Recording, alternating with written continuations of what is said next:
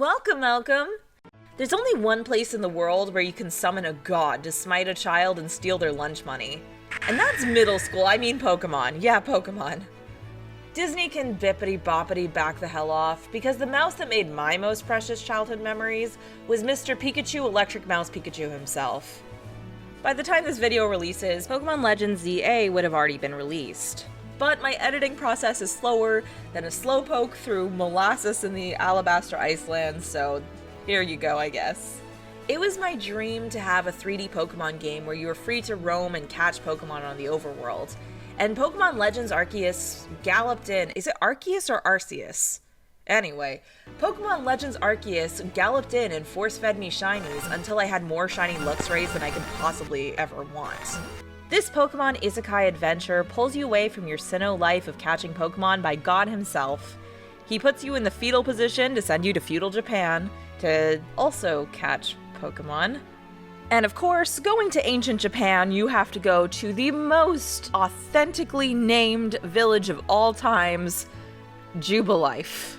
God steals your phone real quick to upgrade your OS. No! How will I watch TikTok? The newest iPhone has been bestowed upon you, my child. I can bet some gold nuggets that phone ain't in compliance with phone charger compatibility laws, if you know what I'm saying. And before you know it, you're off to meet your first alpha due faster than you could say, no. I was a bit late to the Legends Arceus party, but the main draw for me was the shiny hunting. That shiny sound just hits my dopamine receptors in a way that 10 hours of doom scrolling could never. February 27th, 2022, Legends Arceus received a patch, version 1.1.0. The further left the number, the more significant the patch, so you know this was a big one. Massive mass outbreaks, Boulevard of Broken Dreams, I mean the Path of Solitude. But there's one patch note that the Pokemon community will never forgive: patching the ability to soft reset mass outbreaks. You see, prior to this update, the game had a little quirk. If you entered a location with a mass outbreak, you could save, check the outbreak, and if there were no shinies, you could restart, go back to Jubilife, and the outbreak would still be there with all new Pokemon.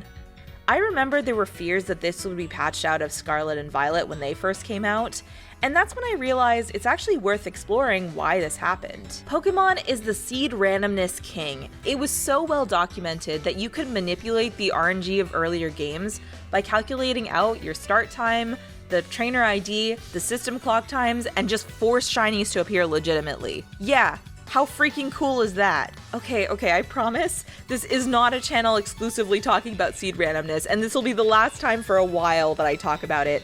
But for once I know a little bit about my adversary, so I feel like it's relevant to talk about. If you already know my explanation on seed randomness, you can skip to the time code below to cut to the chase.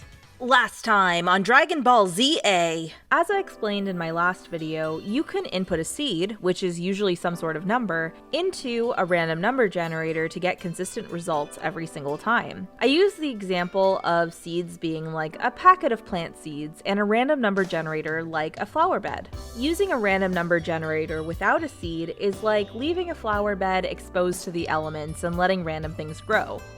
Using a seed, you will see the exact same things grow in the flower bed every single time. You can't change the exact plant that grows or the exact numbers that are generated, but you can change the packet that you use. Everyone back? Great! So, in the case of this game, the seed re-rolls every time you go back to Jubilife. Realistically, it's probably Arceus playing D&D with the crew or something. That seed is used for every spawn until it's re-rolled again, keeping every spawn predictable and consistent. But that begs the question, how does that tie into the patched out mass outbreak? Well, let's hop into a space-time distortion and head back to an earlier version of the game to see what's going on. The patch helps us understand the intended behavior. All outbreaks are TikTok raptured away once you enter Jubilife Village. Too soon? But what do the old versions of the game do?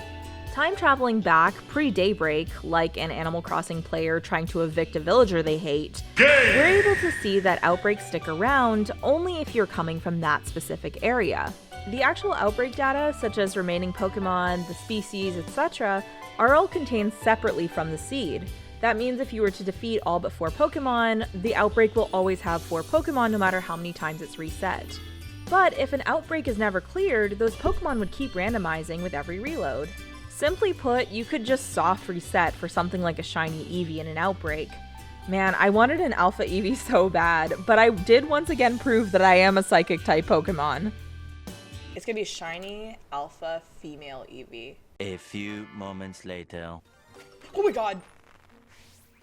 Oh my god, no! Maybe Dialga and Palkia were having a bad day, or maybe it was just an oversight. But either way, the outbreak data from the last area didn't seem to get cleared, and so it was patched. Yay, intended behavior. No Shelfa Eevees for you. So much fun! Yay! And as I've said, since the seed is determined in Jubilife, there was no way to reset the same outbreak. Your fate was sealed by the RNGesus the moment the seed gets regenerated. You're at the mercy of Lady Luck, and she is a cruel, cruel mistress, right? Well, my friends, I'd like for you to meet somebody very, very special.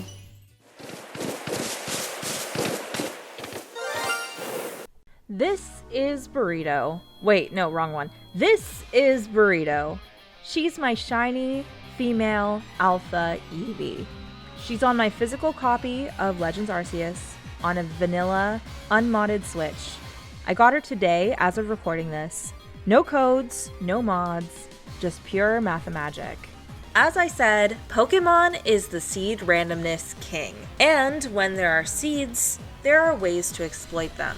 This alpha shiny female Eevee was found using the exact permutations needed from the seed I was in to find her. Let me level with you, I'm a shiny hunter, and yeah, seeing stuff like this is like people telling me I should have just hacked my shiny Trico in instead of soft resetting for him. But understanding RNG manipulation all those years ago helped me better understand what's happening underneath the hood and helped me sidestep misinformation. Let's take Pokemon Legends Arceus for example. If you were to save, go to the Ponyta spawn, defeat both Pokemon there, go to sleep and repeat, reloading the game and doing the same thing over and over again would yield the exact same Pokemon. It's essentially like opening a BuzzFeed quiz, which Sonic character would be your best friend, and picking the same choices over and over again. Let me get Shadow! Now let's say you mix it up a little.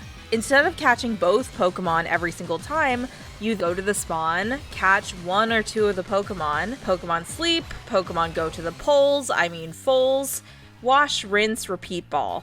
And suddenly, you'd start seeing all new Pokemon spawn in. This is because you're choosing a different path through the seed than you were before. If you knew your seed, theoretically you could also determine the exact actions you need to take to find your exact shiny in any game. Many users have cracked this code for games like Arceus, and depending on how Pokemon Legends ZA works, there might be something similar for that in the future as well. I grew up in the era of Mewtrucks and Peekaboo, and that's why I feel like things like this are a great opportunity to better understand the games around us. Pokemon Legends ZA may not be as heavy on shiny hunting as past games, but knowledge like this is always forward compatible. Our understanding of these games will lead to even more shiny hunting discoveries. But until then, I'm safe from the shiny spam until the next Legends game. I think. I hope. Oh, for the love of